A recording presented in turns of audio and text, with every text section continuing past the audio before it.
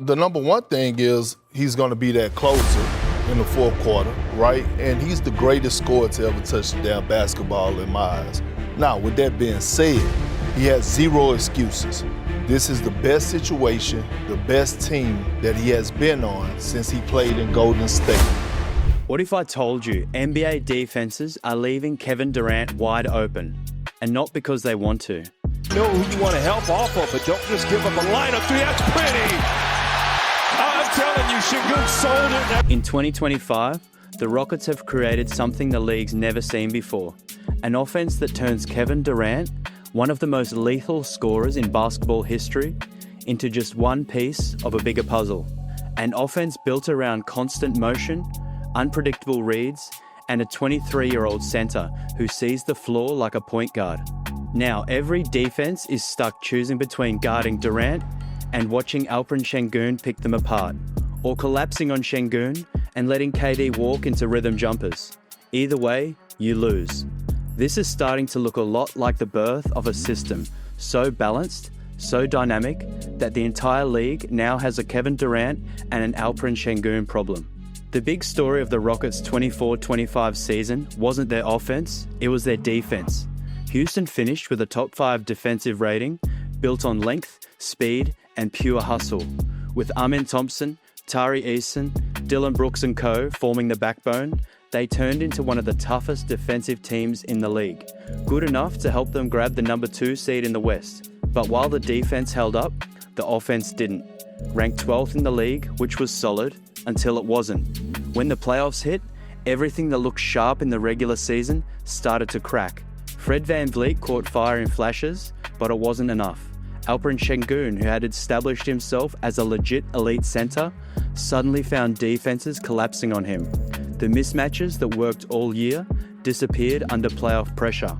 And when it mattered most, Houston's offense, the same one people thought was a step away from greatness, just couldn't find answers. Shot selection, decision-making, efficiency, it all fell apart against Golden State. So to fix their offensive issues during the offseason, the Rockets went big, literally and figuratively. They acquired one of the most gifted scorers in NBA history, Kevin Durant, pairing him with their young but rapidly maturing core. On paper, it looked like the missing piece. But then came the setback as Fred VanVleet tore his ACL and was ruled out for the entire season. And just like that, Houston lost its primary playmaker, the guy who kept their offense organized when things broke down. And suddenly, all that excitement around Durant's arrival came with a massive question mark. How would this offense actually function without its point guard? The rotation was thin, the roster was young, and Durant was walking into a system still learning how to play together. The expectation went from dominance to survival. But 7 games in, all those doubts have started to disappear. After opening the season with 2 straight close losses, the Rockets suddenly flipped a switch, rattling off 5 straight wins and climbing to 5-2. Here's Thompson looking to turn the corner into a diving Şengün. That's good, plus the 5. But the story is how they're winning. Houston looks different. The offense that was supposed to take them time to gel is now humming like a machine. And all those early doubts about chemistry, shot creation, and playmaking have slowly vanished. The Rockets currently own the top offensive rating in the entire NBA at 126.5. They're top 5 in points per game at 124.7. Their true shooting percentage has skyrocketed from 24th to 2nd best in the league. And they now lead the NBA in 3-point percentage at a blistering 42%. Last year's Rockets were known for defense, scrappy, physical, and relentless. But this year's version, they're turning into a scoring machine, a team that's deadly on offense and defense. And at the center of that transformation are 2 names, Kevin Durant and Alperen Sengun. 2 players feeding off each other's gravity, creating space, open shots, and a whole new identity for Houston basketball. Now, let's talk about Kevin Durant. Long before his stint in Houston, KD had already checked every box a basketball player could dream of. Multiple championships, finals MVPs, scoring titles, an MVP award, and a guaranteed first ballot Hall of Fame spot. And even with age creeping up at 37 years old, Durant remains one of the most lethal scorers in basketball. His shooting gravity alone bends defenses in ways only a handful of players in NBA history ever could. And considering the amount of young talent already on this Rockets roster, his arrival was franchise-altering. And so far, Durant has transformed Houston from a fun, up-and-coming team into a legitimate title contender, fitting into the system almost seamlessly. Through his first 7 games as a Rocket, he's averaging 24 points, 5.3 rebounds, and 2.7 assists, while shooting 51% from the field, 36.7 from 3, and 84.6 from the line. Good for a 65.4% true shooting percentage. He's also attempting more free throws than he has in nearly a decade, all while posting a career-low usage rate of 25.7%. In other words, Durant's scoring efficiency is peaking at a time when most players his age are slowing down. And through those 7 games, one thing has become clear. This Houston Rockets team might be one of the best constructed rosters Kevin Durant has ever played on. Because for once, KD didn't walk into a situation where he had to do everything. He came in with a clear plan, build up the young guys around him, empower them to take ownership of the offense, and lead by influence rather than dominance. And that's exactly what he's done. Durant looks comfortable picking his spots, attacking when the moment calls for it, but just as willing to step back and let the young talent cook. Guys like Amen Thompson, Tari Eason, and Reed Shepherd are getting real touches, real responsibility, and real confidence. He's been surgical about when to impose his will and when to let players like Şengün or Thompson take over the offense. And the result? Houston finally looks balanced. Durant's bringing his usual elite efficiency and dependable offense. Rebounding. Remember, Sar's in foul trouble. Durant, baseline. Oh, put on the brakes. 2 defenders go by and he lays it up and in. But for the first time in years, he's also getting the kind of support that makes him dangerous in a whole new way. But it's not just KD running the show. Another name just as crucial to Houston's offensive renaissance is their franchise cornerstone, Alperen Sengun. Şengün entered this season already established as one of the NBA's premier playmaking big men, coming off a breakout year that earned him his first All-Star appearance, but somehow he's managed to level up again. With Fred VanVleet sidelined, Şengün's taken on even more responsibility and he's thriving. Through 7 games, he's averaging 22.4 points, 9.8 rebounds, and 7.3 assists, posting career highs in scoring and playmaking. He's doing it efficiently too, shooting 47.2% from the field and 42.9% from 3, easily the best mark of his career on his highest volume of attempts from deep. But what's most impressive is how he's doing it. Şengün has essentially taken over point guard duties while still operating as one of the most dominant low-post scorers in basketball. He's initiating offense from the top of the key, creating passing lanes, manipulating defenses, all while forcing teams to pick their poison between defending the rim or the perimeter.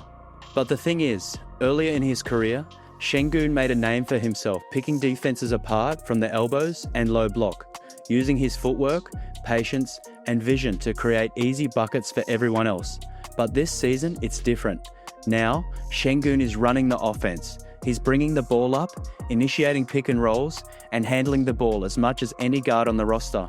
And somehow, it's working beautifully. He's averaging a career-high 7 assists per game, but it's more than just the raw numbers. It's the timing, the way he reads defenses, the way he threads passes through traffic, the way his playmaking connects every piece of Houston's offense together. Even the passes that don't show up in the box score usually lead to open looks or quick swing passes that find a shooter. And guys like Kevin Durant, Jabari Smith Jr, and Amen Thompson have been the biggest beneficiaries, getting clean looks all night because Şengün's gravity and passing force defenses into impossible rotations.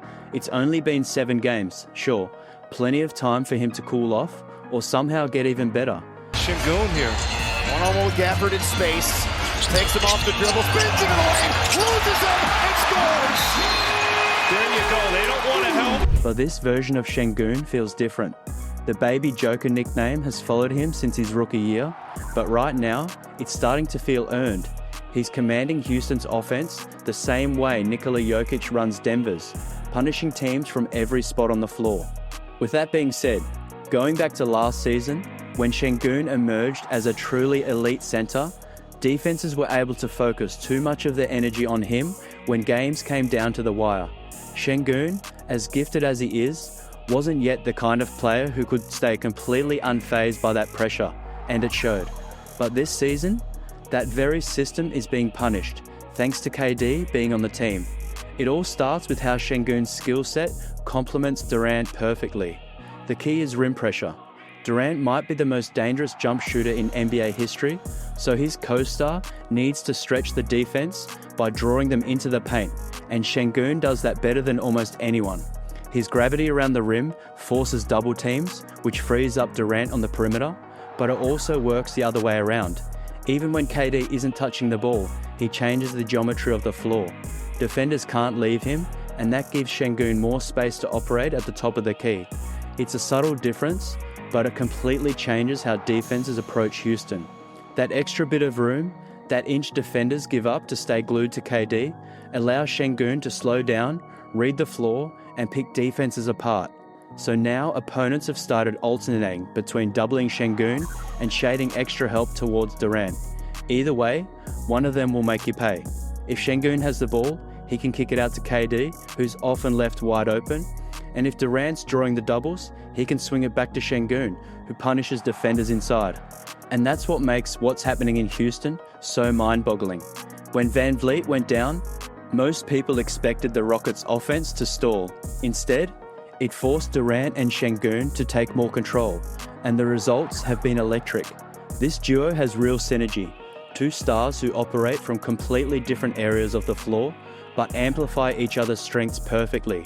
It's a balance of inside-out offense that keeps defenses guessing and opens up endless scoring options. But the biggest surprise so far? It's not Durant drawing double teams, it's Şengün. The young center's ability to command attention in the post has given Durant cleaner looks than he's had in years.